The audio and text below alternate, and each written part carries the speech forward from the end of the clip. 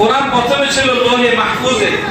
লোহে মাহফুজ থেকে আল্লাহ এক রাতে এক টাইমে একসাথে প্রথম আসমানের বাইতুল ইজ্জায় দিয়েছেন। বাইতুল ইজ্জা প্রথম আকাশে। এই বাইতুল ইজ্জা থেকে নবীজির কাছে এই কোরআন শরীফ 22 বছর 6 মাসের অধিক সময় নিয়ে, যেটাকে আমরা বলি 23 বছর। 23 বছর নবীজির এই জীবদ্দশায় নবী হওয়ার পর থেকে নিয়ে 23 বছর লাগায় আস্তে আস্তে আস্তে আস্তে দিয়েছেন। কখনো 1 আয়াত, কখনো 2 আয়াত, কখনো 3 আয়াত, কখনো 5 আয়াত, কখনো 10 আয়াত, কখনো একটা ছোট্ট সূরা, কখনো একটা বড় সূরা, এইভাবে করে করে 23 বছর দিয়েছেন। এর আগে আল্লাহ যতগুলো কিতাব দিয়েছেন, তাওরাত, ইনজিল, জাবুর, এই সবগুলো কিতাব কিন্তু একসাথে দিয়েছেন। মুসা আলাইহিস সালামকে আল্লাহ তুর পাহাড়ে গেছে একসাথে পুরো ইনজিল দিয়ে তাওরাত দিয়ে দিয়েছেন। নাও হযরত ঈসা আলাইহিস সালামকে আল্লাহ একসাথে পুরো ইনজিল কিতাব দিয়ে দিয়েছেন। হযরত দাউদ আলাইহিস সালামকে আল্লাহ একসাথে পুরো জবুর কিতাব দিয়ে দিয়েছেন।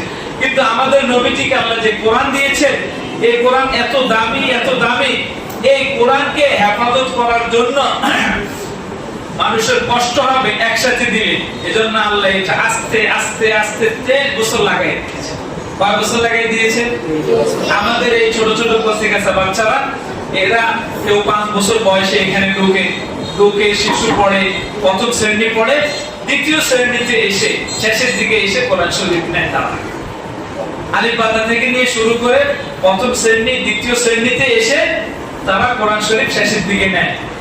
আর এই কোরআন শরীফ কিন্তু আমাদের নবীজির কাছে আসছে হলো 23 বছরে। দেখুন কোরআন শরীফটা কত ভার, কত ওজন। কোরআনে কারীমে সূরা আহজাবের শেষের দিকে আল্লাহ বলতেছেন, ইন্না আরাদনাল আমানাতা আলাস সামাওয়াতি ওয়াল আরদি ওয়াল জিবাল।